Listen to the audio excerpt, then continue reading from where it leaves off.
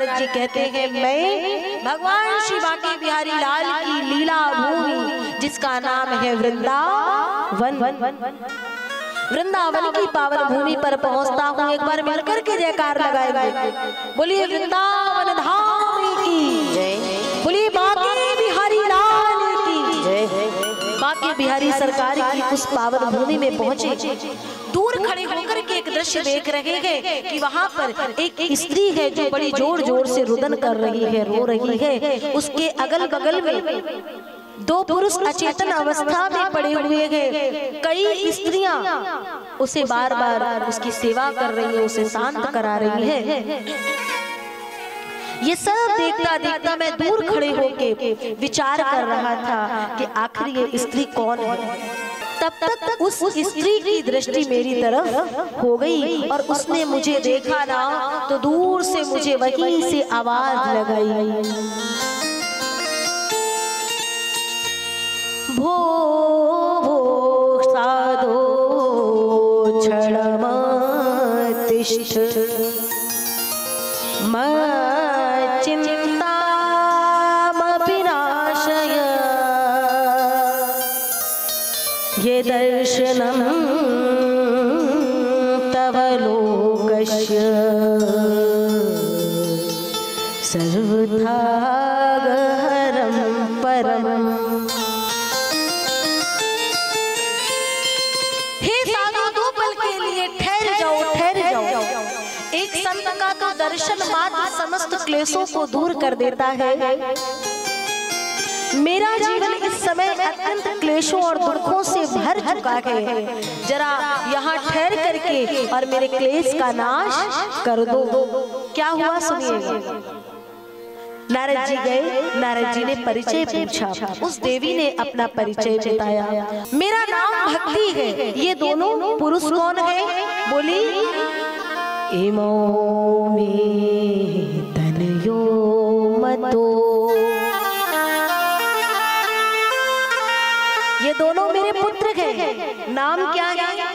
ज्ञान वैराग्य नामानो।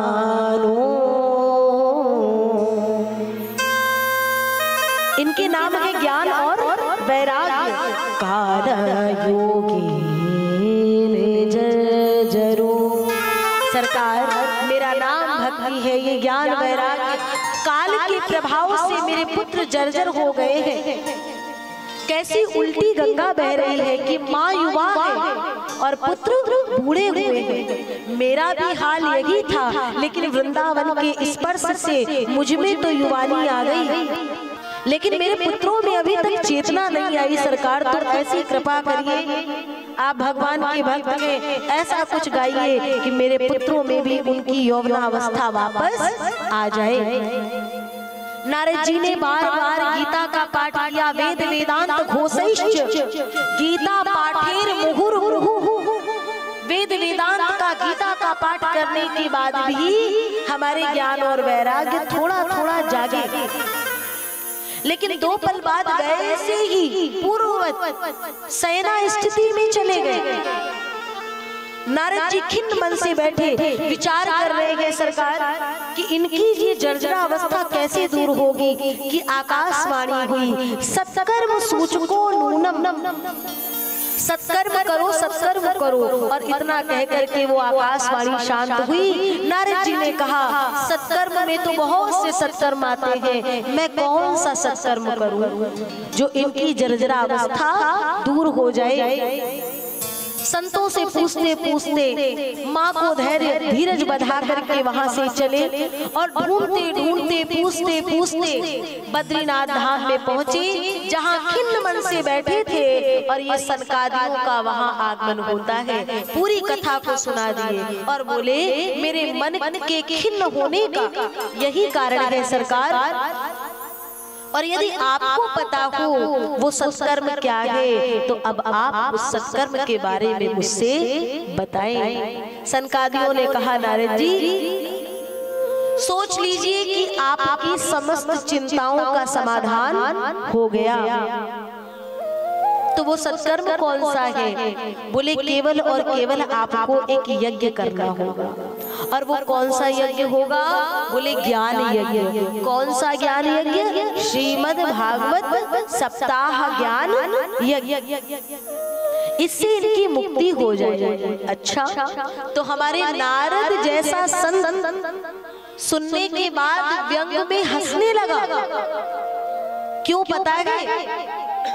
नारद जी के मन में आया, नारद जी ने कहा मैंने गीता का पाठ कराया, मैंने वेद वेदांत का घोष किया, लेकिन उनमें युवानी नहीं आई, उनकी जर्जरा अवस्था दूर नहीं हुई। जब गीता से नहीं जागे, वेद वेदांत से नहीं जागे, तो आपकी श्रीमद् भागवत में ऐसा क्या है कि वो जाग जाएंगे सरकार? तो बोले सरकार एक बात बताओ जरा, कहीं अगर यज्ञ हो रहा है तो यज्ञ में आहुति पड़ती है घी की। घी की जब आहुति दी जाती है तो क्या होता है? अग्नि प्रज्वलित होती है और तेज उसकी लौ जाती है। अच्छा एक बात बताओ जरा, घी को बनाने के लिए उसका जो मूल आधार है वो क्या है? दूध। जो घी निकला वो सबसे पहले कहां से आया? अगर दूध ना होता तो क्या घी आ पाता? नहीं। अब कोई ज्ञानी आए और कहे इतना परिश्रम करने की क्या आवश्यकता? घी निकालने में भैया बड़ा बल लगता है, बड़ा परिश्रम लगता है। एक काम करो, घी की आहुति से जब अग्नि प्रज्वलित होती है तो वो जो उसका मूलाधार दूध है, वो दूध को पात्र पात्र में भर करके लाओ और हवन कुंड में डाल दो। तो ये बताओ, घी डालने से, आहुति देने से अग्नि जल रही थी, लेकिन दूध डाल दोगे तो क्या होगा? जो जल रही थी, जो ज्वाला और जा रही थी, वो वहीं रुक जाएगी, शांत हो जाएगी। कहना क्या चाहते हो? बोले भैया दूध आधार है लेकिन सार नहीं है, निचोड़ नहीं है। आपको यदि अग्नि को प्रज्वलित करना है तो निचोड़ का, सार का सहारा लेना पड़ेगा। तो घी सार है। और दूसरा एक और उदाहरण बताया, आम का वृक्ष है, उस पे जड़ भी है, शाखाएं भी है, लता पत्रादि भी है और आम का फल भी है। किसी को आम का रस लेना हो तो क्या लेगा? लता पत्रादि तोड़ेगा या जड़ से खोदना आरंभ करेगा? नहीं, वो तो सीधे जाएगा जहाँ उसको फल दिख गया, बस फल लिया और उसे आम का रस अपने आप मिलाएगा। कहने का भाव, आपके ये गीता, वेद वेदांत शास्त्र जितने भी हैं, इन सब का जो मूलाधार है, सार है, इनका जो निचोड़ है, रस है, वो श्रीमद् भागवत महापुराण है। इसीलिए कहा जाता है पिबत भागवतम रसमालयम। इसको खाने को नहीं कहा गया, जितना हो सके इसका पान करो, इसको पियो। नारद जी ने कहा ठीक है, तो अनुष्ठान कहाँ होगा? बद्रीनाथ धाम में विराजमान है। भागवत की कथा को कराने से पहले, सबसे पहले भागवत की कथा का जो स्थान होना चाहिए वो शांति प्रिय होना चाहिए। भागवत के लिए स्थान, भागवत का गान, भागवत में आपका ध्यान, भागवत में आपके कान, जब तक ये एक नहीं होंगे तब तक भागवत पूर्णतः पूर्ण होने वाली नहीं। और आजकल का समय है खींचने वाला, खींचाता नहीं। हम अपनी ओर खींचते हैं, दूसरा व्यक्ति अपनी ओर खींचता है। भगवान की कथा और यज्ञ में भी खींचातानी होगी सरकार। हाँ, दिखावे का यज्ञ हो सकता है लेकिन आंतरिक यज्ञ पूर्ण होने वाला नहीं। और तब बद्रीनाथ धाम से नीचे आए, कहाँ? एक हरि का द्वार है और उस द्वार का नाम है हरिद्वार। हरिद्वार में गंगा का तट है। गंगा के तट में सनक, सनंदन, सनातन और सनत कुमार, इन चारों भाइयों का व्यास आसन लगाया गया और व्यास आसन पर ये विराजे मुख्य श्रोता के रूप में, मुख्य यजमान के रूप में नारद जी बैठ गए। भक्ति मैया ज्ञान वैराग्य सभी का आवाहन कर लिया। चारों ओर हल्ला मचा गया।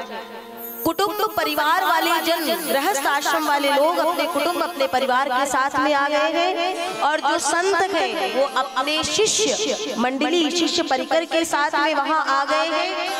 जितने संत महात्मा ऋषिगण जहां जहां तक ये ध्वनि गूंजी कि भागवत जी की कथा होने जा रही है। आजकल भागवत जी की कथा भी क्या करे, कुछ कुछ याद आता है तो बोलना पड़ता है। हाँ, भागवत की भी कथा में लोग जैसे पीछे से आए ना तो बढ़िया हाथ जेब में डाले और जैसे वो प्रोग्राम इत्यादि होते हैं ना, थोड़ा मुआयना करके और निकल लिए, वैसे ही भगवान की कथा में भी ऐसे आते। अच्छा अच्छा, कैसा पांडाल लगा, कौन व्यास है, संगीत कैसा, ठीक है, चल चल चल। तो उनका मतलब कोई कथा से नहीं रहता है, वो व्यथा वाले। जैसे श्रोता, सोता और सरोता त्रिवेणी में स्नान करने के लिए बहुत जाते हैं, लेकिन त्रिवेणी का संगम हर एक के भाग्य में नहीं होता है।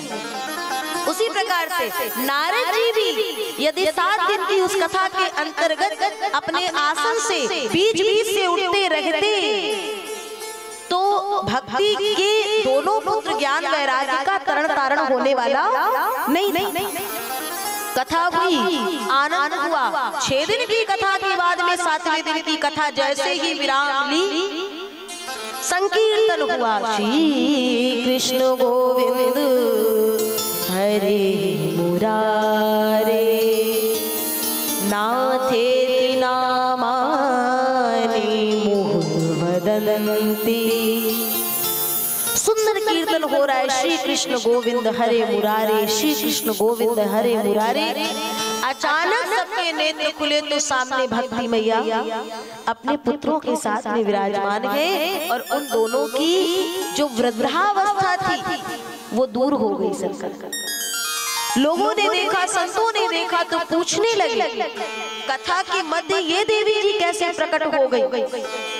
नारद जी ने कहा, अरे इनके ही कारण, इनकी ही कृपा से आप हम सबको ये कथा सुनने को मिली है। पूरी बात को बताए और अद्भुत सप्ताह ज्ञान यज्ञ की महिमा देखी प्यारे, तो सब कीर्तन करने लगे। आज हरिद्वार का गंगा का वो पावन तट, गंगा का तट नहीं मानो वृंदावन का यमुना का तट बन गया हो। पूरे के पूरे तीर्थ वहीं चले आए हैं, समस्त देवता वहीं आ चुके हैं।